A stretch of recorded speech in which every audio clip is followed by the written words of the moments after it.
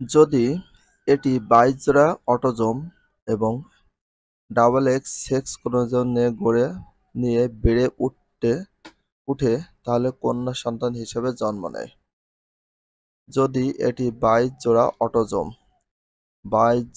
Autosome এবং double x sex chromosome নিয়ে বেড়ে ওঠে ডাবল এক্স সেক্স ক্রোমোজোম নিয়ে এবং 22 জোড়া অটোজোম নিয়ে গড়ে ওঠে তাহলে কি সন্তান হিসেবে জন্ম দেয়?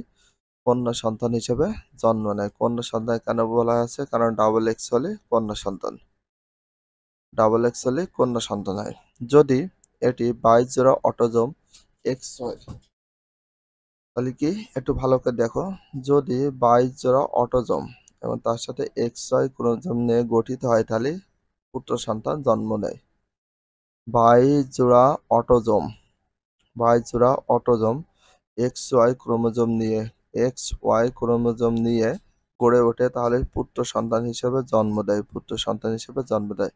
4.13 নম্বর চিত্র দেয়া আছে। একজন সুস্থ সন্তান, সে ছেলে বা মেয়ে হোক না কেন, মা বাবার জন্য অনেক বড় একটি কি আশীর্বাদ। তো দেখো, ডাবল এক্স, এই এক্স যদি হয় সেটা ডাবল এক্স হলে কন্যা সন্তান, পুরুষের ওয়াই আর মেয়েদের এক্স যদি আসে সেটা হচ্ছে পুত্র সন্তান হয়। তাহলে চিত্র 4.13 সন্তানের লিঙ্গ নির্ধারণ।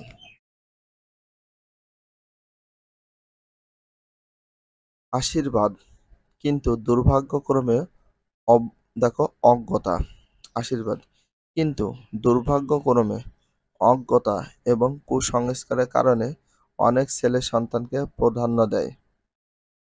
দেখো, দুর্ভাগ্যক্রমে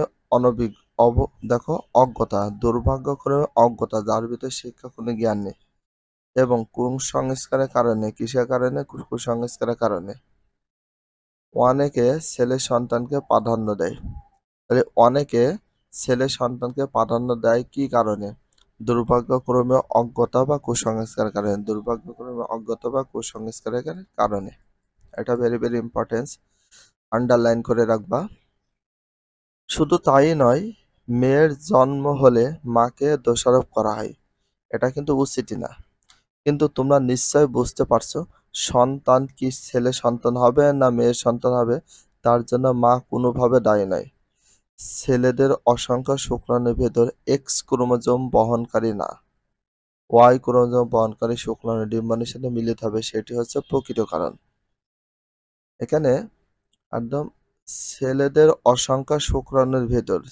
তো অসংখ্য শুক্রাণু রয়েছে, মেয়েদের রয়েছে ডিম্বাণু, ছেলেদের শুক্রাণু। মেয়েদের ক্ষেত্রে ছেলেদের একটু বলি, যেটা আমার কাছে মনে হয়, তো মেয়েদের তো ডাবল এক্স মানে ডিম্বাণু ডাবল এক্স ক্রোমোজোম রয়েছে।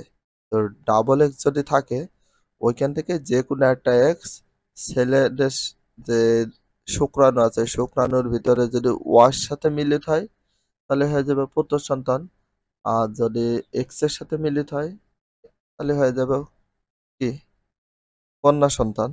তাহলে এটা সম্পূর্ণ প্রকৃতির কারণে হয়ে থাকে। তাহলে ছেলেদের অসংখ্য শুক্রাণুর ভেতর এক্স ক্রোমোজোম বহনকারী না ওয়াই ক্রোমোজোম বহনকারী শুক্রাণু ডিম্বাণুর সাথে মিলিত হবে, সেটি হচ্ছে প্রকৃতকরণ। মেন প্রকৃতকরণ হচ্ছে ওইটাই। উল্লেখ্য যে মানুষসহ স্তন্যপায়ী প্রাণীতে সাধারণত XY ব্যবস্থার লিঙ্গ নির্ধারণ হলেও এর নানা ব্যতিক্রম রয়েছে।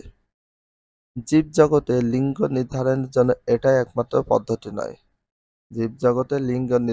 জন্য এটাই একমাত্র পদ্ধতি নয়, সেটা বোঝানো হয়েছে। ভিডিওটি এখানে শেষ করছি। যদি ভিডিওটি ভালো লাগে চ্যানেলে সাবস্ক্রাইব করতে হলে ফলো করে দিও, তার সাথে একটা লাইক এবং একটা কমেন্ট করে দাও। নেক্সট ভিডিও পাওয়ার জন্য অবশ্যই বেল আইকনটা অল করে রাখো, যাতে নিউ ভিডিও আপলোডের সাথে সাথে সর্বপ্রথম তোমাদের কাছে নোটিফিকেশনটা পৌঁছে যায়। If you love this video, please subscribe my channel, like, comment, share, hit the bell icon for getting next video. So everyone, take care, love you, আল্লাহ হাফেজ, বাই বাই।